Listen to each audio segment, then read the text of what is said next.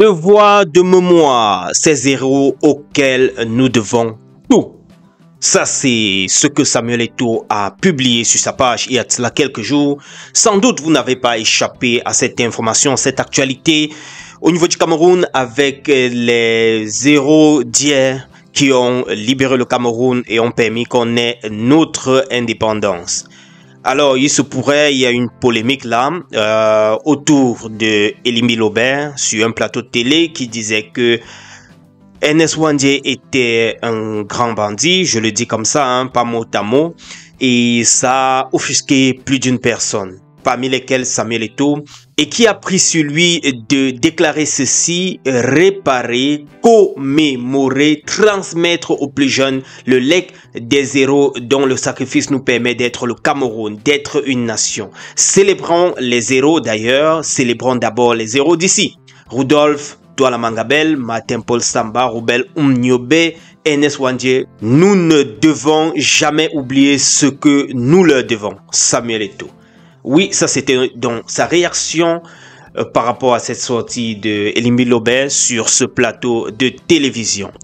Il ne l'a pas dit en ces mots-ci que c'est sa réaction, mais dans le contexte actuel, semblerait-il, ce serait dans ce sens-là. C'est une lecture de ma part, bien sûr. Restons avec Samuel Eto'o qui dit merci pour la force que les jeunes lui donnent. Il fait comme ça allusion à un live organisé, si je ne me trompe pas, Célestin Victorien, c'est un influenceur camerounais, je pense bien, du côté du Canada. Et Samuel Eto'o n'a pas manqué de leur dire merci pour le soutien qu'il lui apporte. Restons encore de ce côté avec Samuel Eto'o, mais version FECAFOOT. La Fédération camerounaise de football a publié un communiqué il y a cela quelques jours. Dans le communiqué Radio Presse, il nous disait ceci, que le stade devait être loué à 100 000 francs pour 2 heures d'entraînement pour les clubs qui aimeraient donc s'entraîner là-bas. Compte tenu du niveau de dégradation et de l'impératif de rénovation et de modernisation du centre technique de la FECAFOOT au quartier Oza à Yaoundé. Et ainsi, beaucoup de personnes se sont offusquées face à cette, cette grille de prix. Beaucoup pensent que c'est trop cher et que cela ne mérite pas ce prix vu qu'il n'y a pas d'eau ou bien vu qu'il n'y a pas de gradin. Et beaucoup pensent même que le président de la FECAFOOT qui se plaignait du montant de l'ONIS en ce qui concerne les stades, la location des stades, ne devrait pas aussi taxer comme ça les équipes de MTM1. Bref, ça ce sont les avis qui sont dispersés un peu de là. Donc voilà ce qu'il en est pour le communiqué de la FECAFOOT concernant la location des stades. Toujours est-il, c'est important de louer le stade pour pouvoir utiliser ces fonds pour faire des rénovations, l'entretien and so on. Maintenant, si c'est cher, si c'est pas cher, I don't know. Passons de l'autre côté avec André Onana.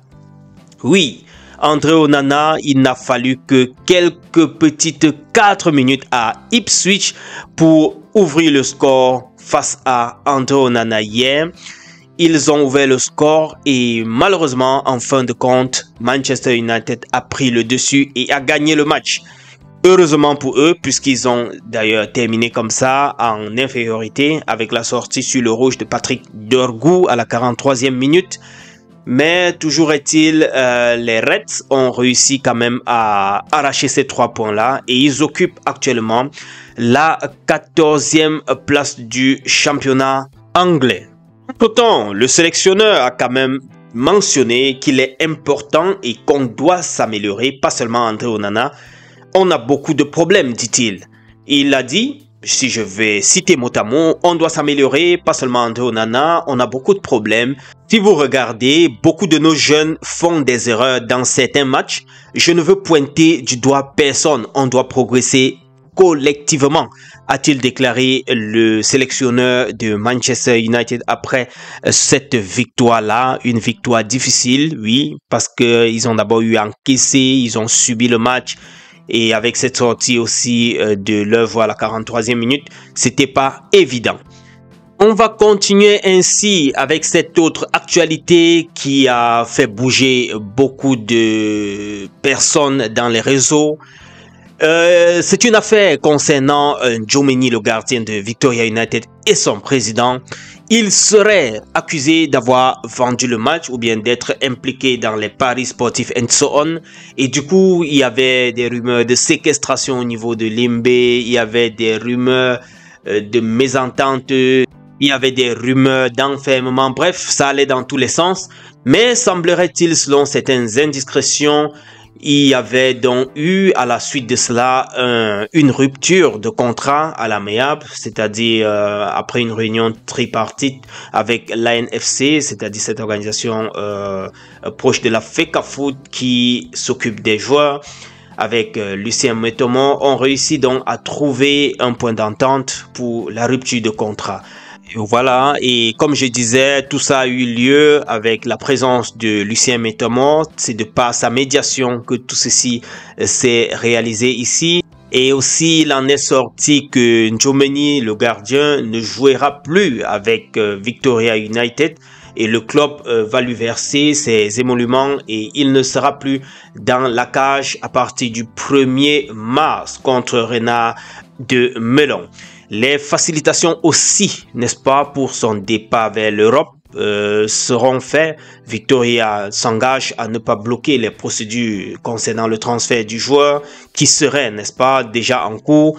Et voilà, une enquête en cours sur la crise au sein du club a été donc lancée et seuls 2 joueurs ont témoigné auprès de l'ANFC. Les autres ont préféré garder le silence. Bon, on peut imaginer que si quelqu'un se prononce, il risquera de prendre lui-même, entre guillemets, des raclés. Les amis, voilà pour ce qui a été de cette affaire-là au niveau de Victoria United à Limbe. On va voir ce que nous réserve en termes de développement dans les prochains jours concernant cette affaire-là. Enchaînons ici pour terminer avec Choupo-Moting en MLS aux États-Unis avec Red Bulls. Choupo-Moting et son équipe se sont inclinés lors de leur match 0 but contre 1. On va également parler de Faye Collins qui a retrouvé un club du côté de la Bosnie, un club de première division, je pense bien FK Sloboda, tout cela, je crois que je prononce bien, hein. Bref, il aura maintenant un peu de temps de jeu, je l'espère. Terminons ceci avec ce malin que fait Nuhu Tolo. Retrouvons-nous dans la prochaine les amis. D'ici à là, portez-vous bien. Ciao.